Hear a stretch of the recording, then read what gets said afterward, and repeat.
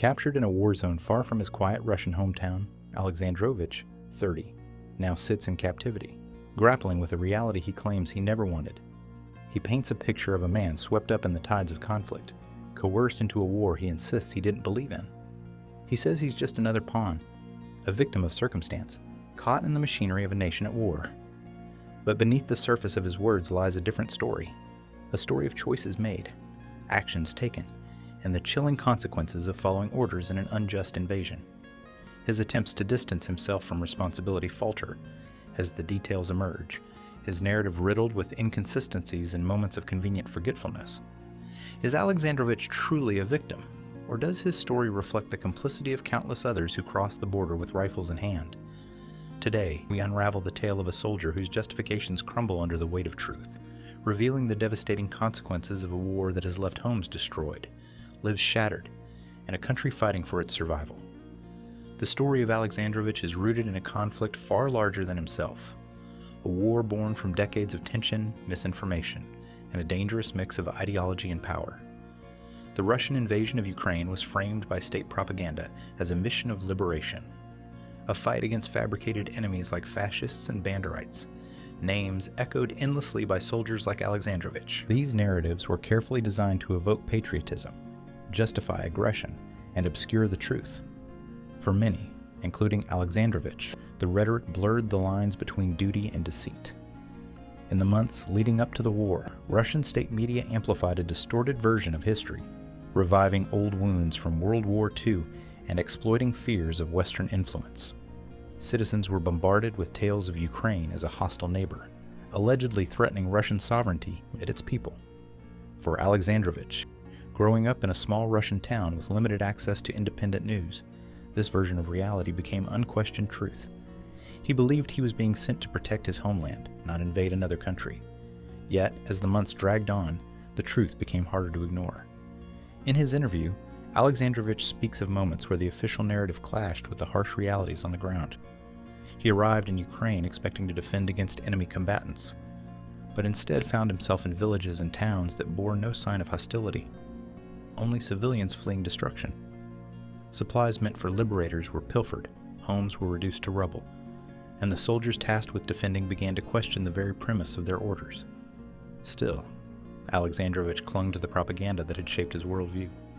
When asked about his role, he deflected, referring to his orders and insisting he was only doing his duty. But the interviewer's questions peeled back these justifications, exposing the moral conflict at the heart of Alexandrovich's story.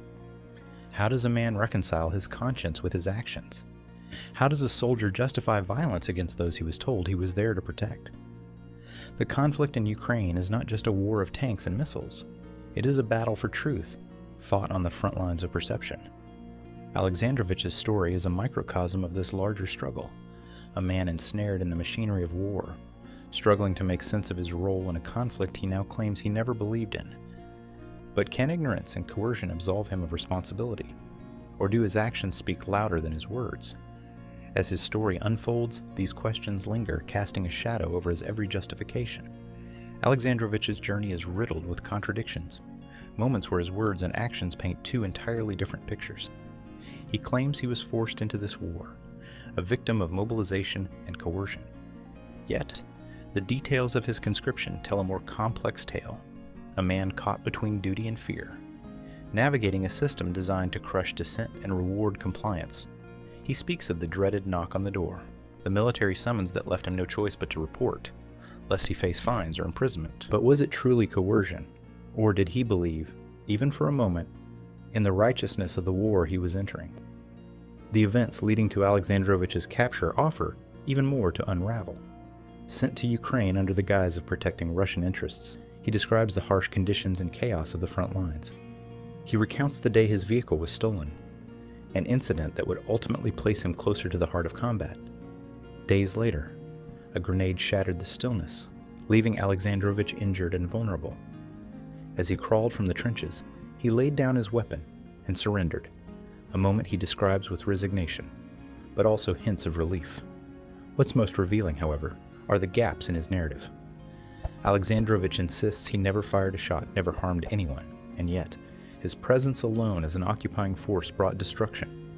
He recalls his disbelief at seeing the devastation in Ukrainian villages, but he stops short of acknowledging the role his actions played in that suffering. The interviewer challenges these omissions, exposing the dissonance between Alexandrovich's perception of himself and the reality of his actions. As we delve deeper into his story, questions linger. How did a man with no apparent conviction end up complicit in an invasion? What truths lie behind the fragments of memory he's chosen to share? And perhaps most intriguingly, does Alexandrovich truly believe the version of events he tells? Or is his story carefully curated to absolve him of guilt? These pivotal moments in Alexandrovich's tale set the stage for a narrative that's as much about what's unsaid as what's revealed, leaving us questioning not just him, but the countless others who marched alongside him into an unjust war.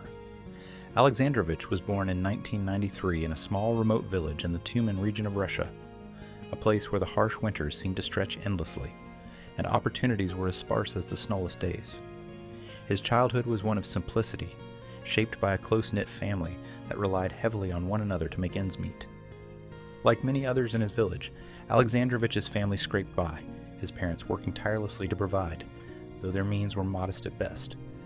The village itself was isolated, with dirt roads that turned to mud in the spring and houses that often seemed to sigh under the weight of the snow-packed roofs.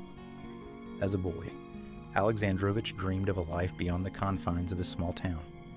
He loved trucks and heavy machinery, often sketching vehicles in a tattered notebook. He spoke of becoming a driver, a career that, to him, symbolized freedom, one that would take him away from the monotony of village life and let him explore the vastness of Russia. His aspirations, though humble, were genuine, driven by a desire to rise above the economic struggles that seemed inescapable for those around him. Sometimes, he imagined what it might be like to visit Moscow, a city he'd only seen in television images, bustling with life and opportunities he couldn't yet fully understand. But dreams alone were not enough. The collapse of the Soviet Union had left the region in a prolonged economic downturn, and by the time Alexandrovich reached his teenage years, the reality of his situation began to set in. Education, once a distant hope for advancement, became an unattainable luxury. Teachers, though dedicated, were underpaid and overworked, and Alexandrovich struggled to find motivation in a system that offered little hope for a brighter future. By the age of 18, he had left formal education behind, turning his attention to supporting his family, a decision that felt inevitable rather than optional. When his father fell ill, Alexandrovich stepped in as the man of the house, taking on odd jobs to help make ends meet. Driving a truck, as he'd once imagined, became less about freedom and more about necessity. He worked long hours, ferrying goods across rural roads, often barely making enough to cover the family's expenses. His days blurred into nights, marked by exhaustion and the pressure to provide. Any dreams he once held of traveling or building a life beyond the village faded into the background, eclipsed by the harsh realities of adulthood. The roads he traveled were no longer the gateways to adventure he once imagined. They were merely paths of survival, threading through a country that seemed to have left his village behind. For Alexandrovich, the small victories were what kept him going. A brief stint as a taxi driver gave him a sense of independence, and he spoke fondly of the camaraderie he found with his fellow drivers. Sometimes, passengers from nearby cities would share stories of their lives, brief glimpses into a world beyond his own. These moments, though fleeting, reminded him that there was more to life than his current struggles. Yet, the weight of responsibility always pulled him back. When he became a father, that weight grew heavier. He took pride in his role as a parent, determined to provide his child with the stability he felt he had always lacked. Yet, even that came with challenges. The economic struggles of his own youth had not faded. They had merely taken on a new form, now mirrored in his attempts to secure a stable future for his family. What defined Alexandrovich's early life more than anything was a sense of quiet perseverance. His story was not one of dramatic triumphs or grand adventures. It was one of endurance, of a man doing his best in the face of systemic hardships that had shaped generations before him. The boy who dreamed of open roads and freedom had grown into a man trapped by circumstances, caught in the machinery of a country that offered little in the way of opportunity and much in the way of demands. In those moments of reflection, Alexandrovich likely never imagined that his struggles, so rooted in the modest routines of his village, would one day intersect with the devastating forces of a global conflict. Yet, as his story unfolds, it becomes clear that his early life, marked by survival and sacrifice, would play a crucial role in the decisions he made and the path that ultimately led him to war. As a young man, Alexandrovich carried the weight of family responsibility on his shoulders, a role he stepped into long before he might have been ready. His parents, worn down by years of hard labor, relied on him to help sustain the household. When his father's health began to fail, it fell to Alexandrovich to ensure there was food on the table and enough to get through the brutal winters. The sense of duty instilled in him as a child only deepened with time, shaping his decisions and priorities as he grew older. His relationship with his parents was one of quiet understanding. Alexandrovich didn't often express his emotions openly, but his actions spoke volumes. He worked tirelessly, taking on jobs that many others might have shunned, simply to ensure his family could stay afloat. Driving trucks, fixing machinery, and occasionally working as a taxi driver in nearby towns became his life. The pay was meager, and the hours were long, but Alexandrovich rarely complained. In his mind, this was just what one did for family. But the pressure was relentless. Every ruble he earned seemed to vanish as quickly as it came, swallowed by the costs of daily life, repairs to their aging home, medical expenses for his father, and later, the needs of his own child. Alexandrovich became adept at stretching every resource, often forgoing his own comfort to ensure others had what they needed. Yet, no matter how hard he worked, the specter of poverty loomed large, a constant reminder of how little safety net existed for people like him. When Alexandrovich became a father himself, the stakes grew even higher. He spoke of the joy his child brought him, but also the unrelenting anxiety that came with being the sole provider. As a young man in rural Russia, opportunities to build a stable life were scarce, and the pressure to succeed, to provide not just enough, but a better future for his family, was immense. Alexandrovich found himself caught between two competing forces: his love for his family and the harsh economic realities that left him with few options. His relationship with his child was marked by fleeting moments of connection amid the grind of daily survival. Alexandrovich cherished the small victories, like being able to buy a modest toy or bring home a special treat from town, but he often worried that his presence in his child's life was overshadowed by his constant absence while working. This guilt weighed heavily on him, yet he justified it by reminding himself that his sacrifices were for the greater good of his family. As his financial struggles deepened, Alexandrovich began to make choices that, in hindsight, reflected the desperation of his circumstances. Education, once a distant hope, had long since fallen by the wayside, leaving him reliant on manual labor and odd jobs to make ends meet. He considered taking on additional work, but the demands of his current jobs already stretched him to his limits. Loans and debts piled up, each one a temporary solution that only compounded the long-term strain. He spoke candidly about the feeling of being trapped, likening his life to a cycle he couldn't escape, where each decision was dictated not by choice, but by necessity. When the war began, Alexandrovich's life took an even darker turn. He described the moment he received his mobilization notice as one of dread and resignation. He didn't want to go, but what choice did he have? Declining to report meant facing heavy fines or imprisonment, consequences he couldn't afford with a family depending on him. The promise of a steady paycheck from military service, however meager, was a lifeline he couldn't ignore. The moral implications of participating in the war became secondary to the immediate need to keep his family afloat. In his mind, Alexandrovich convinced himself that his actions were necessary, that he had no other path. But this justification carried a heavy cost. By prioritizing financial stability over moral considerations, he found himself complicit in a conflict that would devastate countless lives, including his own. His story, shaped by years of sacrifice and pressure, offers a sobering look at how systemic inequality and economic desperation can drive individuals into situations they might never have imagined. Alexandrovich was, in many ways, a product of his environment, an environment that left little room for idealism and even less for resistance. When Alexandrovich received the mobilization notice in September 2022, it came not as a surprise, but as a moment of dread. Like many in his village, he had watched the war in Ukraine unfold through the narrow lens of state propaganda, a distant conflict presented as a righteous cause. But when the war reached his doorstep in the form of mandatory military service, Alexandrovich's perspective shifted. The stakes were no longer abstract. They were personal, immediate, and terrifying. At first, Alexandrovich resisted. He delayed responding to the summons, hoping that ignoring it might buy him time or, perhaps, an unlikely reprieve. Yet, the pressure was unrelenting. Officials reminded him of the consequences for defying the draft. Fines that could cripple his already strained finances and the looming threat of imprisonment. For Alexandrovich, a father and sole provider, these were risks he couldn't afford to take. The fear of leaving his family destitute outweighed his hesitations about joining the military effort. The propaganda he'd absorbed over the years clashed with the realities he faced. The state's narrative was clear. This was a fight to protect Russian sovereignty, a battle against an enemy defined by caricatures of fascism and extremism. Yet, Alexandrovich struggled to reconcile this with the stories filtering back from those who had already served. Tales of brutal conditions, disorganization, and mounting casualties. Despite his growing doubts, he convinced himself that reporting for duty was his only viable option. When he finally presented himself at the draft office, the process was swift and impersonal. Alexandrovich described the experience as mechanical, with little regard for individual circumstances or objections. He was processed, assigned a role, and shipped off to a training camp within days. There was no time for reflection or debate, only a grim acceptance of what lay ahead. His protests, if voiced at all, were met with the same refrain: "It's your duty." There's no turning back now. At the training camp, Alexandrovich's reluctance was further eroded by the environment around him. Surrounded by others in similar situations, he found himself in a strange limbo of camaraderie and despair. Some recruits were fervent believers in the cause, parroting the rhetoric they'd been fed for years.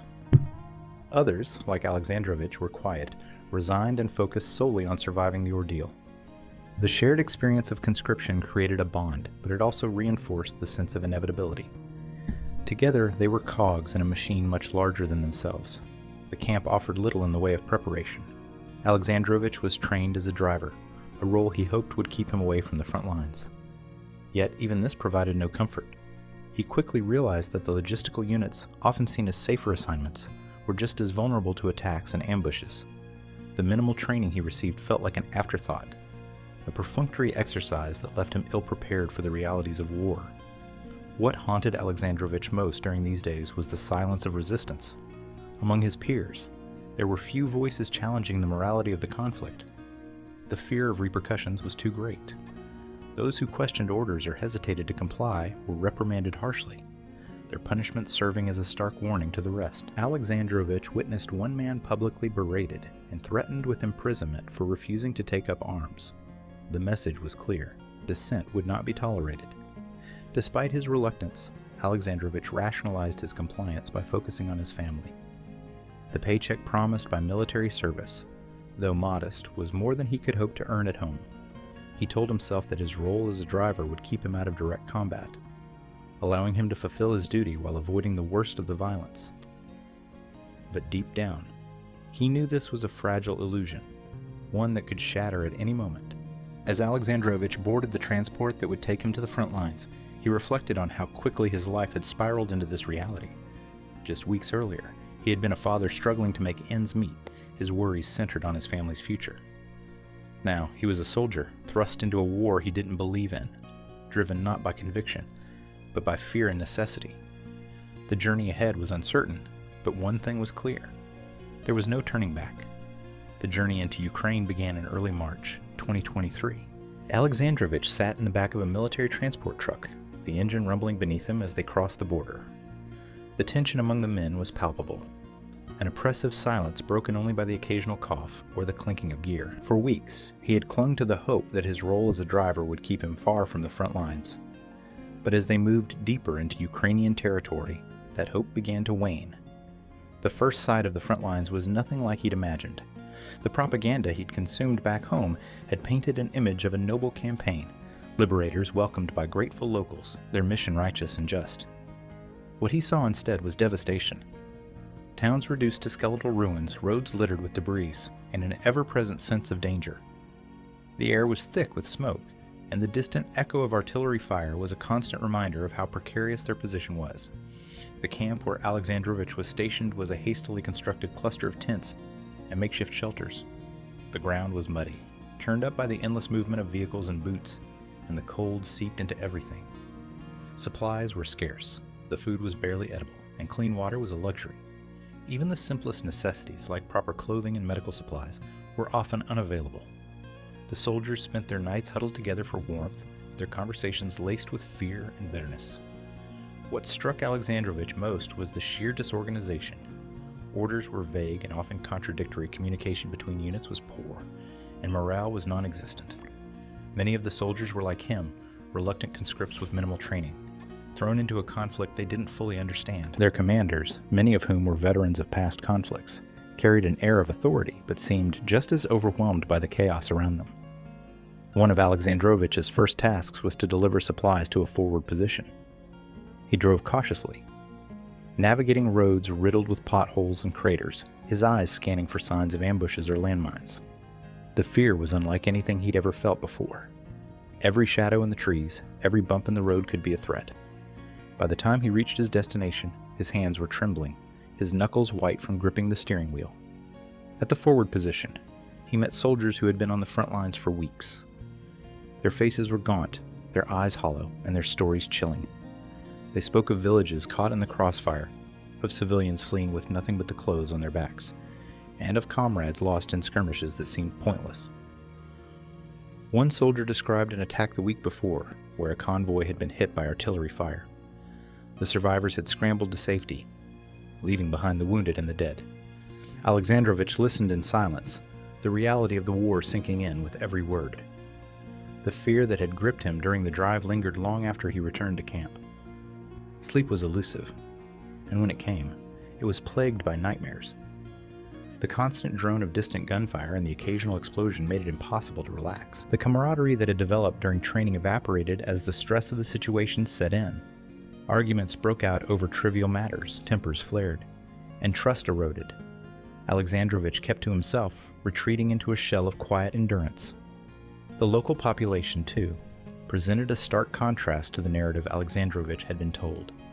Instead of welcoming the Russian forces, the civilians he encountered were wary and resentful. He recalled a brief interaction with a Ukrainian shopkeeper when he stopped to fix a punctured tire. The man said little.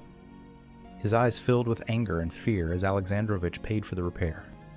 It was clear that whatever goodwill the soldiers had expected was non-existent. Despite his growing doubts, Alexandrovich remained silent. He had no illusions about what would happen if he voiced his concerns. Others who had spoken out were quickly silenced, their dissent met with threats and punishment. The fear of retribution, combined with the overwhelming uncertainty of the situation, kept him in line. He did his job, followed orders, and tried to avoid drawing attention to himself. The harsh conditions and unrelenting fear took their toll. Alexandrovich began to question not just the war, but his own role in it. The propaganda that had once provided a sense of purpose now seemed hollow, its promises of liberation and glory a cruel joke. He was no hero, no liberator. He was a man in over his head, caught in a conflict that was far bigger than himself, desperately trying to survive one day at a time. Alexandrovich's first real encounter with violence came suddenly, as most do in war. He was driving a supply truck through a forested stretch of road when the convoy was ambushed. The first explosion ripped through the lead vehicle, sending flames and debris into the air. The shockwave rattled his truck, and before he could react, gunfire erupted from both sides of the road. He slammed on the brakes, his hands fumbling to shift gears, his heart pounding in his chest. He hadn't even seen the attackers, but their bullets were already piercing the metal of his vehicle. Instinct took over. He threw open the door and dove into the ditch, crawling through the mud and brambles as the chaos unfolded around him. The shouts of his comrades mixed with the deafening roar of gunfire and explosions. He pressed himself into the ground, clutching his rifle tightly, though he didn't dare lift it to return fire. In those moments, Alexandrovich realized just how unprepared he was, not just physically, but mentally, for the brutal reality of combat. The ambush lasted minutes, though it felt like hours. When it was over, the attackers had disappeared into the forest, leaving behind a scene of devastation. The convoy was in ruins, vehicles reduced to smoking wrecks. Alexandrovich's hands shook as he crawled out of the ditch, his ears ringing, his body trembling. He could hear the cries of the wounded and the muffled groans of those too far gone to scream. He looked around for familiar faces, but saw only chaos. The soldiers scrambled to assess the damage, dragging the injured to safety and pulling the dead from the wreckage. In the days that followed, Alexandrovich spoke little of the incident. The other soldiers were shaken too, but they hid it behind crude jokes and bravado, masking their fear with a false sense of normalcy. 对的分析就在我这太人什么语，一直是的也是， Yeah, I did.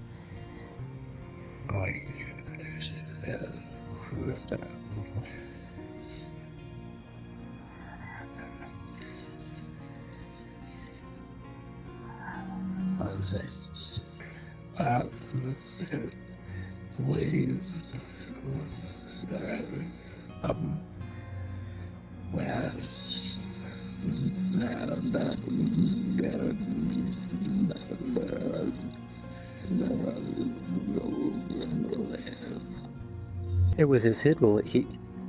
It was his free. It was his seat. It was his. It was it. It was his hit. It would. It would. It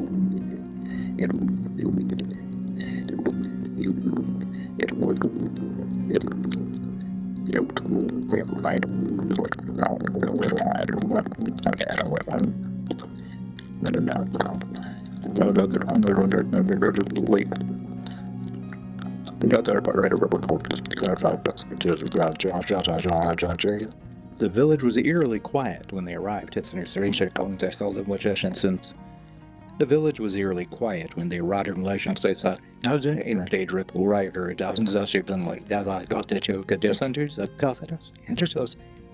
I just think to not see years to sit down while they came to a trail like get all shit in the limits and say called I like love for limbs of the one tough like it was a lot of the job and child project. I have noticed spinning the day is exhaust around the bay.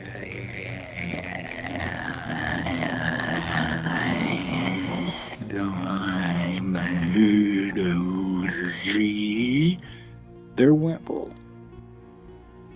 They're weapon. Yeah, they're right. Stemper. Yeah. They're well cut of these.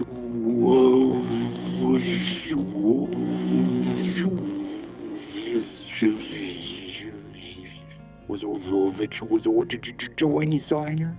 They'd be find families huddling in basements, their eyes wide with fear. The soldiers shouted orders. The soldiers shouted orders. The fear was palpable, not just from the villagers, but from the soldiers themselves. The tension was electric, every shadow a potential threat. One of the houses Alexandrovich entered had already been ransacked, its furniture overturned, its shelves emptied. In the corner, a mother clutched her 2 children tightly, her face streaked with tears. Alexandrovich stood frozen, his rifle hanging loosely in his hands. He didn't say a word, but the image stayed with him long after they moved on. They never found the shooter, and by the time the unit pulled out, the village was in ruins, its people left to pick up the pieces of their shattered lives. It was incidents like these that began to wear on Alexandrovich, though he kept his thoughts to himself. He avoided eye contact when the soldiers laughed about their missions, and he stayed silent when they joked about looting or the terror on villagers' faces. His role, as a driver, often kept him on the periphery of such actions, but he knew that his presence alone made him complicit. Every delivery he made, every road he traveled, was part of the machinery of destruction. One of the most haunting moments came during a night raid on another village. Alexandrovich was ordered to transport supplies to a checkpoint near the area, but as he approached, he could see the flames licking at the night sky. The soldiers who had been part of the raid were shouting as they emerged from the smoke-filled streets, their faces smeared with soot and adrenaline. One man carried a sack slung over his shoulder, its contents clinking ominously as he threw it onto the truck bed. Alexandrovich didn't ask what was inside. He could hear the distant cries of civilians as the truck pulled away. He wanted to turn back, to do something, but what could he do? He was just a driver, a cog in a machine he couldn't stop. He told himself he wasn't the one pulling the trigger, but that justification rang hollow in the face of what he had witnessed. These encounters with violence left scars that ran deeper than any physical wound. Alexandrovich began to withdraw further, his silence mistaken by some for resilience, but inside he was unraveling. The war had stripped away the thin veneer of propaganda, exposing the raw, unrelenting brutality of the conflict.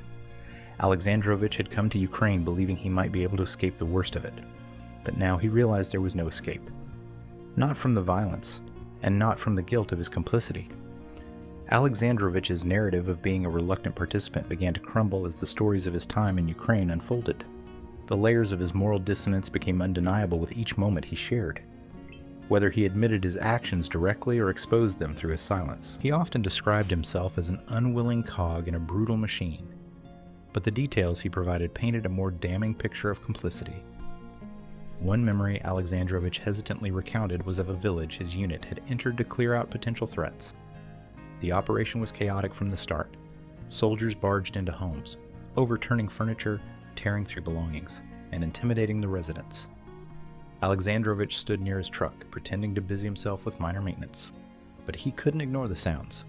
Doors being kicked in, women crying, and soldiers barking orders. One particularly vivid moment came when a group of soldiers dragged an elderly man from his home. Alexandrovich recalled how they accused him of hiding information about Ukrainian forces and demanded to know where the enemy was. The man's protests fell on deaf ears, and the soldiers soon turned their attention to a small garden, trampling over the carefully planted rows as they searched for weapons that didn't exist. Alexandrovich claimed he stayed by his truck, avoiding involvement, but the interviewer challenged him. "You didn't stop them, didn't report it. Doesn't that make you part of it? Doesn't that make you part of it?" Alexandrovich's stammered response only highlighted his guilt. Looting became another recurring theme in Alexandrovich's story. He described how, in the early days, soldiers rationalized it as taking supplies for survival. Food, water, and fuel were the initial targets, but it didn't stop there. Jewelry, electronics, and even personal keepsakes were taken from homes and shops alike. Alexandrovich recounted a particular incident at a small general store in a village.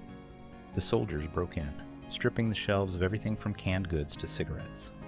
One soldier laughed as he pocketed a handful of cash from the register. Alexandrovich insisted he didn't participate, but the interviewer pressed him. "You drove the truck that carried the stolen goods. Do you really believe that kept you separate from the looting?" The suffering of civilians was another subject Alexandrovich couldn't fully escape in his account. He described witnessing families displaced from their homes, wandering through the wreckage with nowhere to go. One memory haunted him. A young boy, no older than 7 or 8, standing barefoot in the rubble of what had once been his home. The boy held a broken toy in his hands, his face expressionless as his mother tried to comfort him. Alexandrovich admitted that he avoided making eye contact, ashamed and unsure of what he could say or do. The interviewer cut through his hesitation with a cold question. Did avoiding his eyes make the war any less real for him, or just easier for you to ignore? One of the most chilling moments involved an incident at a checkpoint Alexandrovich's unit was manning. A father, desperate to get his injured wife and 2 children to safety, approached the soldiers, pleading to pass through. Alexandrovich described the man's trembling hands, his voice cracking as he begged for help. The soldiers dismissed him with mockery, refusing to let him through. Alexandrovich claimed he wasn't in a position to intervene, stating that he feared punishment for going against orders. "I couldn't have done anything," he said. But the interviewer pressed harder. Couldn't or wouldn't. There's a difference. Another story revealed Alexandrovich's complicity in transporting munitions that were later used in attacks on civilian areas. He described driving a truck loaded with shells to a forward position, unaware of the specifics of their destination. Days later, he learned that the munitions had been used to bombard a residential area, leaving countless civilians dead or displaced. Alexandrovich tried to distance himself, claiming he was just following orders and didn't know what the cargo would be used for. The interviewer didn't let this pass unchallenged. "You knew the shells weren't being delivered for peace talks," they said bluntly. "You knew they were meant to destroy, even if you didn't pull the trigger." The moral dissonance in Alexandrovich's narrative was stark. On one hand, he insisted he wasn't directly responsible for the horrors he described. On the other, his inaction and compliance made him an integral part of the war machine. He repeatedly stated that he had no choice, that the fear of punishment kept him in line. But as the interviewer pointed out, his fear didn't absolve him of the consequences of his actions, or his failure to act when faced with injustice. In reflecting on his time in Ukraine, Alexandrovich's attempts to justify himself often rang hollow. He wanted to believe he was a victim of circumstance, a man with no other options. But the stories he shared revealed a deeper truth, that his silence, his compliance, and his refusal to confront the moral weight of his role were choices in themselves. Choices that contributed to the suffering of others. By the end of the interview, Alexandrovich seemed to grapple with the weight of what he had done, or failed to do. The moral dissonance that defined his narrative was not just a reflection of his personal struggles, but a microcosm of the larger conflict. His story was a stark reminder that even those who claim to have no choice still bear the weight of their actions. And for Alexandrovich, the echoes of those actions seemed destined to linger long after the war was over. It was early morning when Alexandrovich's unit found themselves pinned down in a wooded area near a small village. The Ukrainian forces had launched a counteroffensive overnight, catching his unit off guard. Alexandrovich was stationed at the rear of the convoy, tasked with transporting supplies. As the gunfire drew closer, he felt the ground tremble beneath him, each explosion sending shockwaves through the forest. The shouts of his comrades blurred into the background as chaos erupted all around. The ambush came swiftly. Alexandrovich had barely stepped out of his truck when an explosion tore through the vehicle ahead of him, sending shrapnel flying in every direction. He felt a sharp pain in his leg and crumpled to the ground. The air was thick with smoke, and the acrid smell of burning fuel stung his nostrils. Crawling on his stomach, he tried to find cover, but his injured leg slowed him down, each movement sending jolts of pain through his body. He could hear the Ukrainian forces advancing, their voices cutting through the din of battle. The orders they barked were firm and deliberate, contrasting sharply with the panicked cries of the Russian soldiers. Alexandrovich's unit was overwhelmed, their disorganized retreat leaving many exposed. He pressed himself against the ground, trying to make himself invisible. He had lost his rifle in the scramble and was now unarmed, his mind racing with fear and desperation. Minutes felt like hours as the fighting raged on. Alexandrovich knew he couldn't run, not with his injury. He considered staying hidden, waiting for the chaos to subside, but he quickly realized that doing so would only delay the inevitable. His unit had been scattered, their resistance collapsing under the pressure of the Ukrainian assault. He was alone, injured, and surrounded. Surrender was his only option. With trembling hands, Alexandrovich tore a piece of cloth from his shirt and waved it above his head. He winced as he shifted his weight, his injured leg throbbing with each movement. It didn't take long for the Ukrainian soldiers to spot him. He heard their shouts, their weapons trained on him as they approached cautiously. "Hands up," one of them commanded. Alexandrovich obeyed, his hands shaking as he raised them above his head. The first Ukrainian soldier reached him, his weapon steady, his eyes cold and assessing. Alexandrovich opened his mouth to speak, but found his voice caught in his throat. Another soldier joined, quickly patting him down for weapons before signaling the others that he was unarmed. Alexandrovich stammered out a few words in broken Ukrainian, attempting to explain his surrender. The soldiers didn't respond, their expressions unreadable as they motioned for him to sit against a tree. As the adrenaline began to wear off, Alexandrovich became acutely aware of the pain in his leg. Blood seeped through his makeshift bandage, staining the ground beneath him. One of the soldiers noticed and called for a medic. Alexandrovich was surprised by the efficiency with which they treated his injury. The medic worked quickly, disinfecting the wound and wrapping it tightly. Though the treatment was rough, Alexandrovich couldn't help but feel a strange sense of relief. He had expected cruelty, but instead he was met with professionalism, if not kindness. The questions came next. A soldier, likely an officer, crouched in front of him, his gaze piercing. "Name?" he asked in Russian. Alexandrovich hesitated, but the sharpness in the man's eyes left no room for defiance. "Alexandrovich," he replied, his voice barely audible. The officer continued, his questions probing for details about Alexandrovich's unit, their mission, and their numbers. Alexandrovich answered cautiously, aware that every word could have consequences. He tried to emphasize his role as a driver, distancing himself from the combat operations. The officer's expression remained neutral, giving nothing away. Despite the calm demeanor of the Ukrainian soldiers, Alexandrovich's fear didn't dissipate. He knew that as a captured soldier in an unjust invasion, his fate was uncertain. Would they treat him as a prisoner of war or as an invader deserving punishment? He tried to read the faces of his captors, searching for any hint of their intentions, but they offered him nothing. As the sun climbed higher in the sky, Alexandrovich was loaded onto a vehicle with other captured soldiers from his unit. The atmosphere inside the truck was tense, the silence broken only by the hum of the engine and the occasional groan of a wounded man.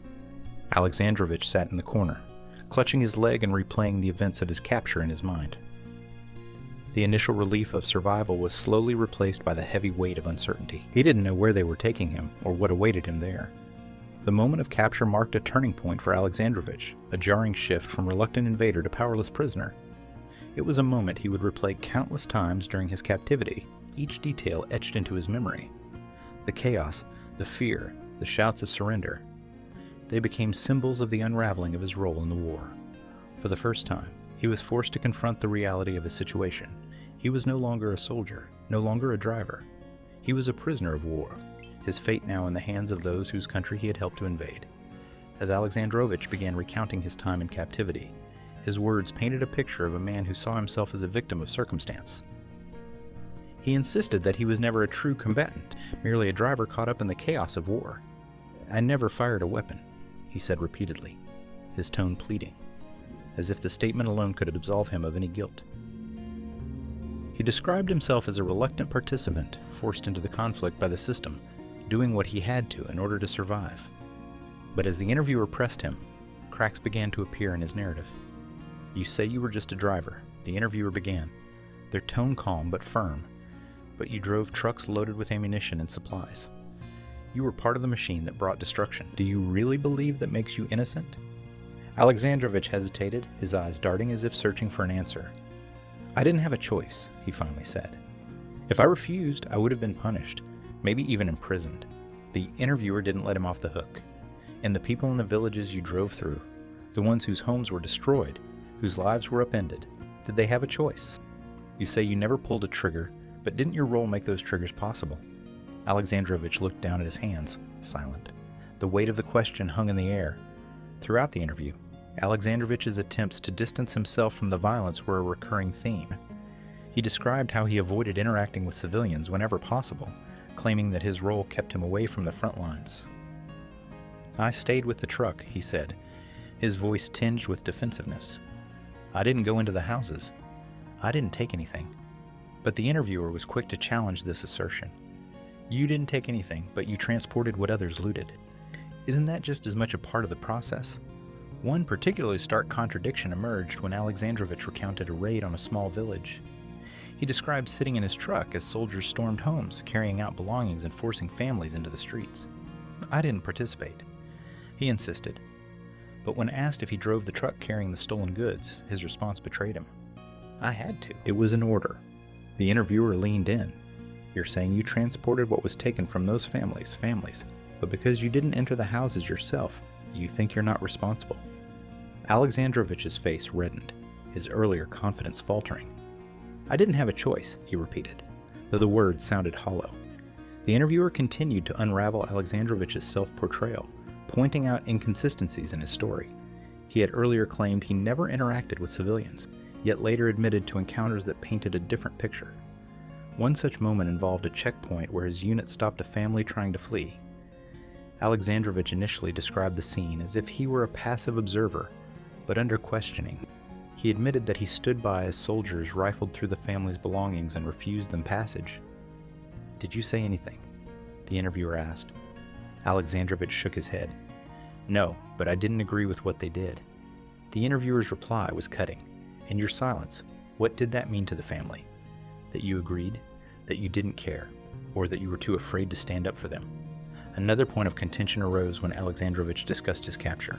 He claimed that he had surrendered willingly, holding up a makeshift white flag to signal his compliance.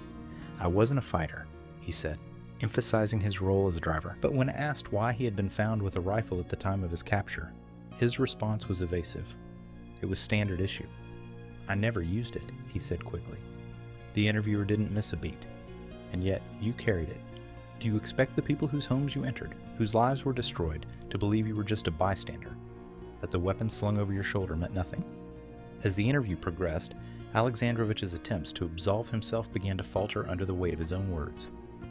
He frequently deflected blame onto the system, the chain of command, and even his fellow soldiers. "It wasn't my decision," he said. "I just followed orders." But the interviewer pointed out the moral implications of his compliance. "You followed orders, yes. But did you ever stop to think about what those orders meant? Did you ever question them?" Alexandrovich hesitated, his silence speaking volumes. The tension in the room grew as the interviewer pressed on, drawing attention to Alexandrovich's reluctance to take responsibility. "You say you were forced, but you didn't resist. You say you didn't believe in the war, but you carried out your role without question. Do you understand how that looks to the people whose lives were torn apart by what you helped make possible?" In the end, Alexandrovich's self-portrayal as a reluctant, innocent participant was dismantled piece by piece. The interviewer's incisive questions exposed the contradictions in his narrative, revealing a man who had tried to shield himself from guilt through excuses and denial. But as the gaps in his story became impossible to ignore, it became clear that Alexandrovich wasn't just a victim of circumstance. He was a participant in a system that thrived on silence and complicity. And no amount of deflection could change that truth. When the conversation turned to the broader implications of his actions, Alexandrovich's previously composed demeanor began to falter. The interviewer shifted focus, asking him directly, "Do you believe you played a role in the suffering of the people in Ukraine?" Alexandrovich hesitated, his eyes dropping to the table in front of him. I don't know," he finally said, his voice quiet. "I didn't make the decisions. I didn't plan the operations. I was just there." The interviewer pressed further. "But being just there, doesn't that mean you were part of it? You weren't a spectator, Alexandrovich. You were an invader." The word hung in the air, and Alexandrovich visibly tensed. "I didn't want to invade anyone," he countered, his voice growing defensive. "I was forced into this. I didn't have a choice." The interviewer leaned in, their tone unrelenting. "You say you didn't have a choice, but you made choices every day. You chose to stay silent when you saw looting. You chose to drive trucks carrying supplies that fueled this war. You chose to follow orders that you knew were causing harm.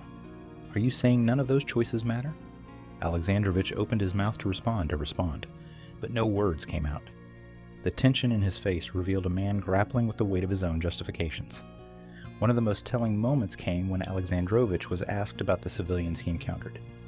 The interviewer asked him to recall the faces of the people in the villages his unit passed through, the ones whose homes had been destroyed. "Do you remember them?" they asked. Alexandrovich nodded slowly.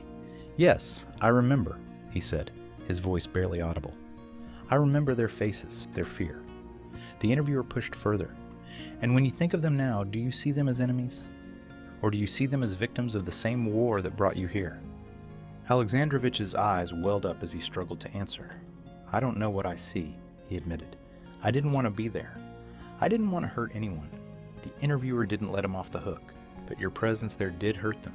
Even if you didn't pull a trigger, your role in this war helped bring that fear, that suffering, to their doorstep. The conversation turned to one of the most devastating moments Alexandrovich had shared earlier, the time he witnessed a family being denied passage at a checkpoint. When asked how he felt about that memory now, Alexandrovich shifted uncomfortably in his chair. "I wish I could have helped them," he said quietly. "I wish I had done something." The interviewer seized on his admission. "And why didn't you? Was it fear? Or was it easier to do nothing and tell yourself you weren't responsible?" Alexandrovich's silence was deafening, his head bowed under the weight of the question. When pressed about the consequences of his role, Alexandrovich began to waver further. He admitted that he had known, even during the war, that what was happening was wrong. "I saw the destruction," he said. "The houses burned, the people displaced. It wasn't what they told us it would be. We weren't liberators. We were invaders." The words seemed to catch in his throat, as though saying it aloud made the reality all the more painful. "But I didn't know what to do," he added, his voice trembling. "If I had spoken out, I would have been punished. I would have been killed." The interviewer responded with a pointed question. "And do you think the civilians whose homes were destroyed felt safer because you stayed silent? Did your fear make their suffering any less real?" Alexandrovich shook his head, tears beginning to stream down his face. "No," he admitted. "It didn't. I see that now." The most striking moment of the interview came when the interviewer asked Alexandrovich to reflect on what justice would look like for him. "You've spoken about your fear, your regrets, and your role in this war," they said. "But what do you think you deserve for being part of it?" Alexandrovich paused for a long time, the silence stretching between them. Finally, he said, "I don't know if I deserve forgiveness.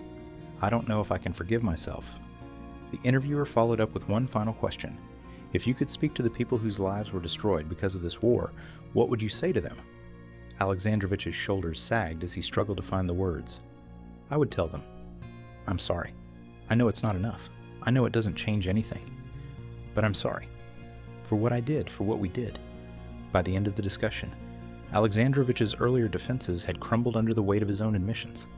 He began the interview as a man who framed himself as a victim, insisting he had no agency in the events he had been part of. But through the interviewer's probing, he was forced to confront the truth, that his silence, his compliance, and his failure to resist had made him complicit in the very horrors he claimed to condemn. Alexandrovich may not have been the one giving orders, but he had played a role in carrying them out. and the consequences of those actions were etched in the lives of those who had suffered because of them. From the beginning, Alexandrovich's worldview had been shaped by the narratives he consumed daily in his small Russian village.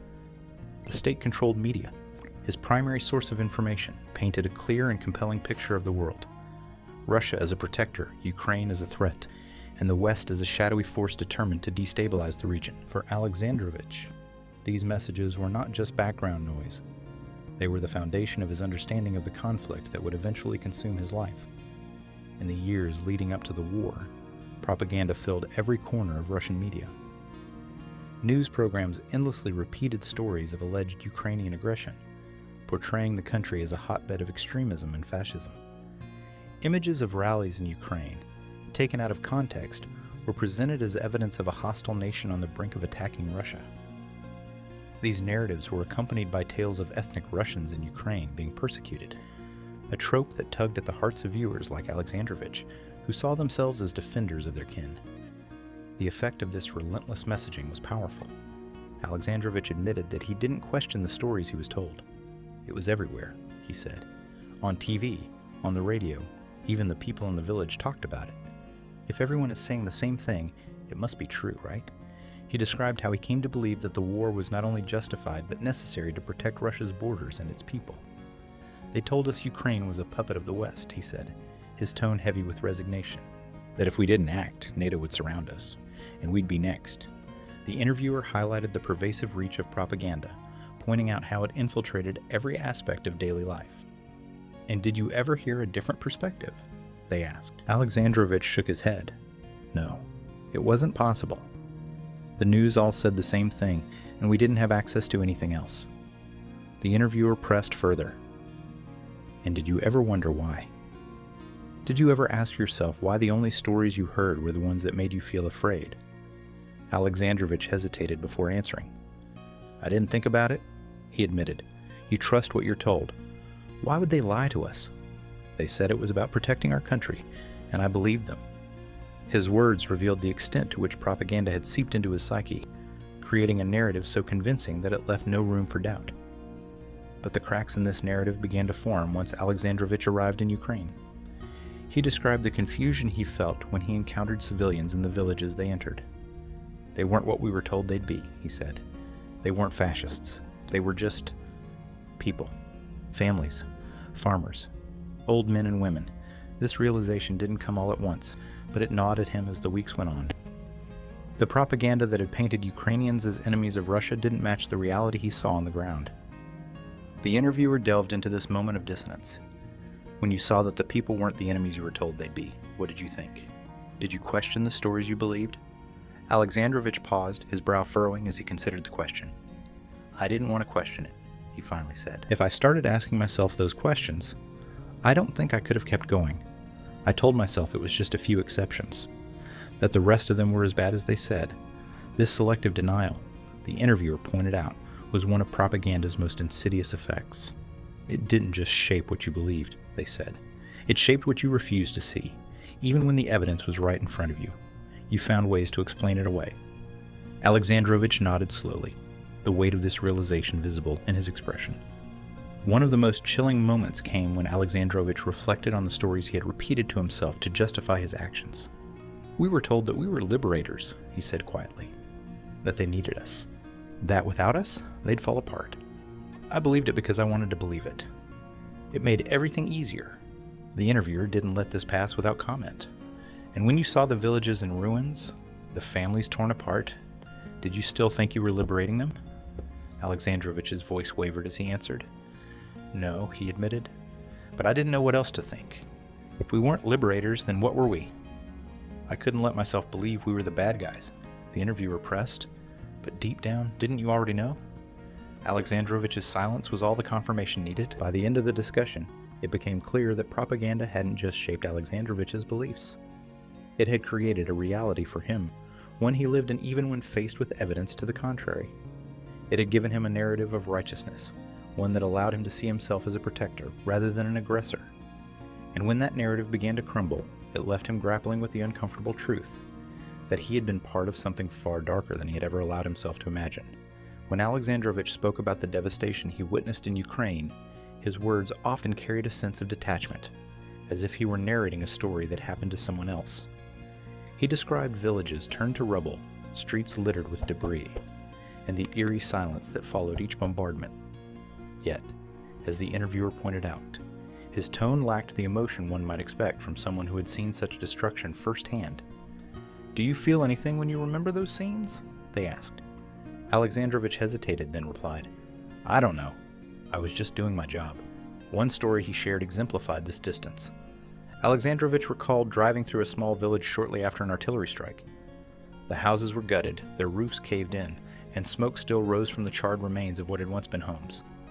He described seeing a woman sitting on the ground in front of a ruined building, clutching a photograph to her chest. "She didn't even look at us," he said, his voice matter of fact.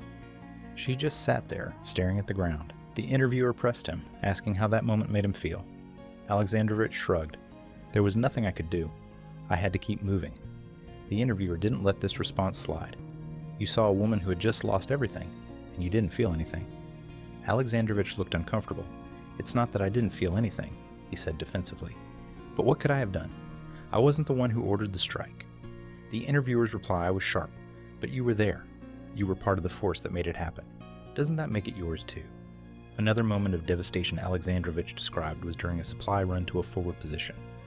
Passing through another ruined village, his convoy came across a group of civilians searching through the wreckage of their homes. Alexandrovich remembered seeing a young boy holding a charred piece of wood, looking up at the soldiers with wide, frightened eyes. The soldiers in his convoy ignored the group, their focus on the road ahead.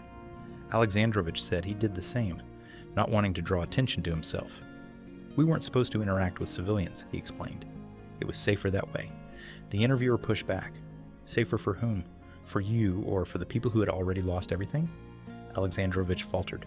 "For both, I guess," he said weakly. But the interviewer pressed further. "Do you think that boy felt safer because you didn't acknowledge him? Or do you think he saw you as just another soldier who didn't care about what he was going through?" Alexandrovich didn't answer. One of the most harrowing accounts he shared was of a night raid on a small town. He described how his unit entered under the cover of darkness, their mission to secure a strategic position. By morning, the town was in chaos. Buildings had been ransacked, streets were littered with broken belongings, and the people who remained were huddled together, their faces etched with fear. Alexandrovich said little about his role in the raid, focusing instead on what he saw afterward. "There was a man sitting in the middle of the road," he said. "He was holding a suitcase, but it was empty. He just sat there, staring at nothing." The interviewer didn't miss the opportunity to challenge his perspective. "You describe these people as if they were props in a story," they said. "Do you ever think about what their lives were like before you arrived? What they lost because of your presence?" Alexandrovich shifted uncomfortably in his seat. "I try not to think about it," he admitted. "If I did, I don't think I could live with it."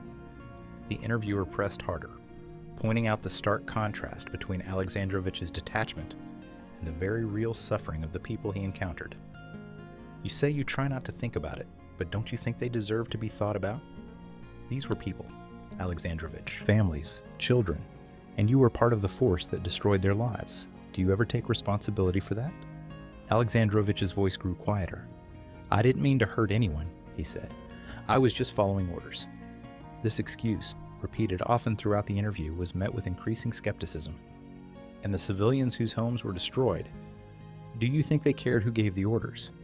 Do you think it made a difference to them whether it was you or someone else who drove the truck, carried the supplies, or stood by while their lives were torn apart?" Alexandrovich didn't respond, his silence a testament to the weight of the question. As the conversation drew to a close, the interviewer reflected on the profound disconnect between Alexandrovich's perspective and the experiences of the people he encountered.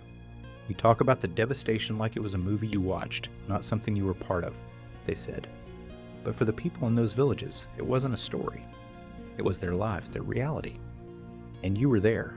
You saw it. You were part of it." Alexandrovich nodded, his expression unreadable. For the first time in the interview, he seemed to truly grapple with the enormity of what he had witnessed and the role he had played in making it happen. When Alexandrovich spoke about his family, his tone shifted from defensive to sorrowful. He described his capture not just as a personal tragedy, but as a turning point for his loved ones, one he feared they might never recover from. "I don't know what they think of me now," he admitted, his voice heavy with regret. "I don't know if they'll ever understand why I ended up here. As a father, Alexandrovich had always carried the weight of providing for his children. Before the war, his life revolved around long hours behind the wheel, ferrying goods across rural roads to make ends meet. It was a modest existence, but one he accepted as his responsibility. "I wanted my kids to have more than I did growing up," he said, his voice softening. "I wanted them to be proud of me." But that desire, he admitted, played a role in his decision to comply when he was mobilized. The promise of a steady paycheck, however small, seemed like a lifeline at the time. "I thought, maybe this would be enough to get us through," he said. "I told myself it wouldn't last long, that I could come back and things would be better." He paused, his shoulders slumping under the weight of the memory. "I didn't think about what it would cost." The interviewer seized on this moment of vulnerability, asking how he thought his family viewed his role in the war now. Alexandrovich hesitated, then shook his head. "I don't know," he said quietly. "I worry that they'll hate me for it, that they'll see me as one of the bad guys." His gaze dropped to his hands as he added, "I wonder if my kids will even remember me." This fear was not unfounded. Alexandrovich spoke of his wife, left to care for their children alone, likely facing the stigma of being associated with a captured soldier. In their small community, he imagined the whispers and sideways glances his family would endure. "People talk," he said bitterly. "They judge. They'll blame her for what I did, even though she had nothing to do with it." The interviewer pressed further, asking how Alexandrovich thought his children would perceive him when they were old enough to understand the war and his involvement in it. "I hope they'll see that I didn't want this," he replied, his voice breaking. "I hope they'll know I only did it for them. But I don't know if that's enough." One of the most poignant moments came when the interviewer asked Alexandrovich how he reconciled his desire to protect his children with the role he played in a war that displaced and harmed so many other families. "You say you wanted to provide for your family," they began, "but in doing so, you became part of something that destroyed the homes and lives of other children. How do you explain that to your own kids?" Alexandrovich didn't answer immediately. He looked away, his face taut with emotion. When he finally spoke, his words were halting. "I don't know how to explain it," he admitted. "I don't know if I can. I thought I was doing the right thing at the time. I thought I didn't have a choice. But now I see how wrong I was." The conversation turned to his fears about the future. Alexandrovich worried not only about how his actions would shape his children's perception of him, but also about the practical consequences of his absence. "I don't know how they're managing without me," he said. "The money I was supposed to send never came. They're probably struggling just as much, if not more, than before I left." He spoke of the missed moments that haunted him, the birthdays he wouldn't celebrate, the milestones he wouldn't witness. "My son started school this year," he said quietly. "I wasn't there to see it. I wasn't there to tell him how proud I was." His voice cracked as he added, "I don't know if I'll ever get the chance to." The interviewer pressed on, asking if Alexandrovich thought his capture could ever serve as a lesson for his children. "What would you want them to learn from this?" they asked. Alexandrovich took a long pause before answering. "I want them to know that war isn't worth it," he said finally. "That no amount of money, no promise of a better life is worth the pain it causes. I want them to understand that sometimes doing what's right means saying no, even if it's hard." The discussion concluded with Alexandrovich reflecting on the legacy he feared he might leave behind. "I don't want to be remembered as someone who caused harm," he said, his voice heavy with regret. "But I know I can't change what I did. All I can do now is hope that my kids will learn from my mistakes, that they'll grow up to be better than me." By the end of the segment, it was clear that Alexandrovich's choices had left an indelible mark not just on him, but on his family as well. His capture had robbed his children of a father, his wife of a partner, and his community of stability. The weight of this realization was evident in his words as he grappled with the knowledge that his actions, however unintended, had set a course for a legacy shaped by absence, regret, and an unshakable connection to a war that would haunt him and his family for years to come. Life in captivity for Alexandrovich was a stark contrast to the chaos of the battlefield. The first days were marked by fear and uncertainty. He was transported to a holding facility, flanked by armed guards, his injured leg throbbing with each bump in the road. The other prisoners, many of whom he recognized from his unit, sat silently, their faces etched with exhaustion and resignation. Alexandrovich admitted he didn't know what to expect. "I thought they'd treat us like animals," he said. "That's what they told us would happen if we were captured." The reality, however, was different. Upon arrival, the prisoners were processed, stripped of their belongings, searched, and assigned numbers. They were given basic medical treatment, including further care for Alexandrovich's leg wound, which had become infected. The facility was sparse but functional, with bunk beds, communal spaces, and heavily guarded perimeters. It wasn't comfortable, Alexandrovich said, but it wasn't the nightmare I expected. Daily life followed a strict routine. The prisoners were woken at dawn and given simple but sufficient meals, usually bread, soup, and tea. Work assignments followed, ranging from cleaning the facility to maintaining outdoor spaces. Alexandrovich was tasked with kitchen duties, a job he came to appreciate for its relative quiet and the extra scraps of food he could sometimes keep. Evenings were spent in enforced silence, with guards ensuring no disturbances during the night. Over time, the monotony of captivity began to weigh on him. Every day felt the same, he said. You count the hours, but they blur together. The only way to mark time was by how many meals you'd had. Yet, amidst the routine, Alexandrovich found himself reflecting on his situation and his role in the war. You have a lot of time to think when you're in a place like that, he said. At first, I was angry. At the system, at the officers who sent me there. But then I started thinking about the people I'd seen in Ukraine. The civilians. The families. I couldn't stop seeing their faces. Interactions with Ukrainian guards also forced Alexandrovich to confront the reality of his actions. Contrary to what he had been told before the war, the guards treated him and the other prisoners with a level of professionalism that he hadn't expected. They didn't beat us. They didn't humiliate us, he said. Some of them even spoke to us, asking why we came to Ukraine. I didn't have an answer for them. One guard in particular left an impression on Alexandrovich, a young man, likely close to his own age, who worked the night shift and occasionally exchanged words with the prisoners. He asked me if I had a family, Alexandrovich recalled. When I said I did, he looked at me and said, "So do I. What would you have done if someone came to your village, to your home?" I didn't know what to say. I just sat there, the routine of captivity, while harsh, gave Alexandrovich the space to reflect on questions he had avoided during the war. He began to question the narratives he had believed, the orders he had followed, and the justification he had clung to. I started thinking, maybe we weren't the good guys, he admitted. Maybe what we were told wasn't the truth. Despite these moments of introspection, Alexandrovich's time as a prisoner was also marked by a profound sense of isolation. Letters to his family were allowed but heavily censored, and he often worried about what his wife and children were enduring back home. "I don't know if they'll ever forgive me," he said quietly. "I don't even know if I'll see them again." By the time Alexandrovich spoke in the interview, his perspective had shifted, though not entirely. "I don't know if I'll ever make sense of what happened," he said. "I don't know if I'll ever forgive myself. But sitting here, thinking about it every day, I know I was wrong. I know what we did was wrong." In the end, life in captivity forced Alexandrovich to confront the choices he had made and the beliefs he had held. The routine, though grueling, provided a structure that allowed him to survive physically, while the quiet moments between shifts and meals gave him the space to wrestle with his guilt. His reflections, however, incomplete, marked the beginning of an understanding he might never have reached in the chaos of the battlefield. As Alexandrovich reflected on his experiences, the interviewer posed a direct and unyielding question. "Do you believe you are accountable for what happened?" Alexandrovich paused, his eyes searching for an answer that didn't exist. "I don't know," he said finally, his voice heavy with the weight of his own uncertainty. "I was following orders. I didn't choose to go to war. But I was there. I did what they told me to do." The interviewer pressed further, their tone firm but not unkind. "But isn't that the heart of the problem? If everyone just follows orders, who is left to question them? Who is left to stop the harm?" Alexandrovich's silence was deafening, his expression reflecting the turmoil within. He had spent months rationalizing his actions, telling himself he had no choice, but now those justifications felt hollow. "I didn't stop to think about it then," he said quietly. "But I see it now. What we did, what I did, wasn't right."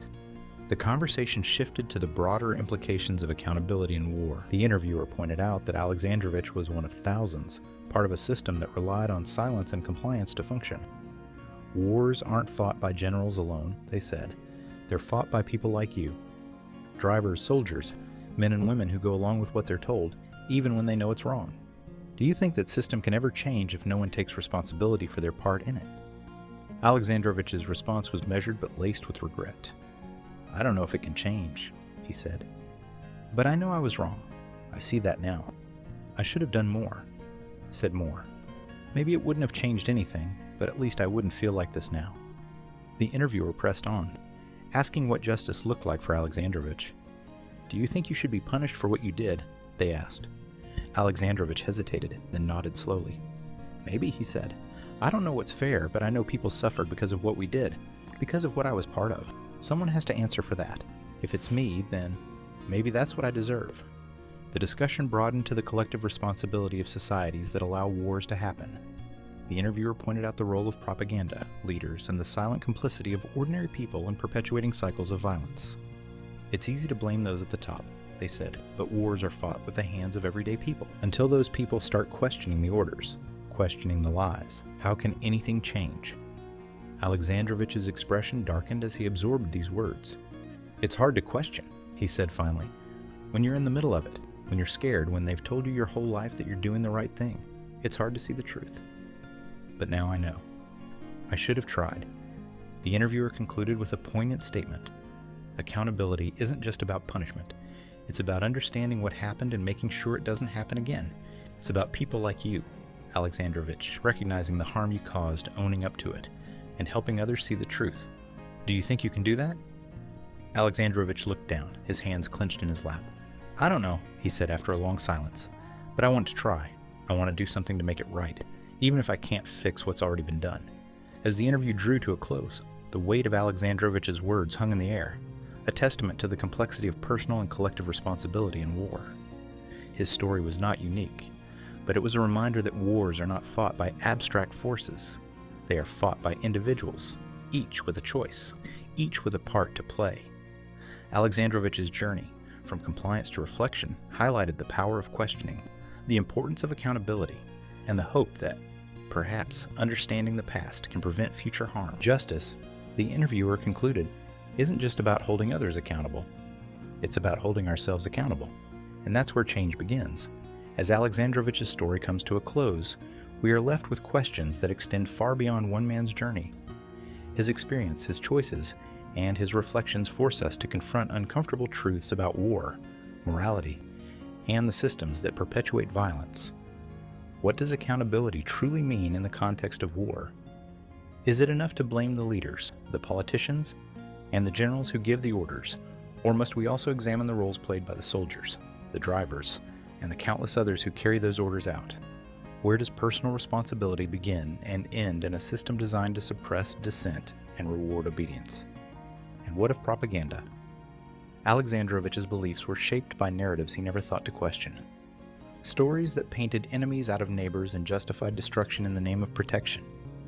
How do we, as individuals and societies, resist the pull of these narratives? How do we ensure that truth is not drowned out by fear and manipulation? Can a person who has been fed lies for years ever truly break free? Or does the shadow of propaganda linger even after the facts are known?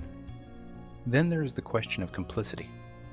Alexandrovich didn't fire the missiles or issue the commands, but his role was part of the machinery that caused immeasurable harm. How do we reconcile the actions of those who contribute indirectly to systems of violence? Can silence, compliance, and just following orders ever be justified? Or are they as culpable as the acts of those at the top?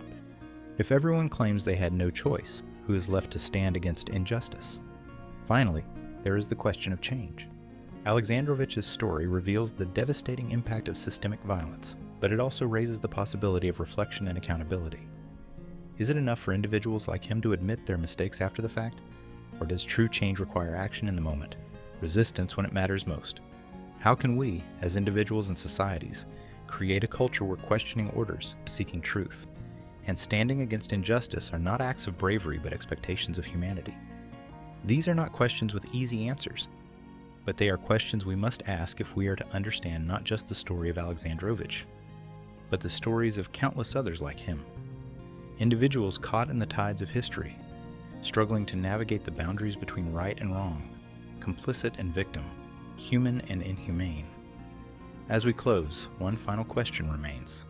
If faced with the same circumstances, the same pressures, and the same fears, what would you have done?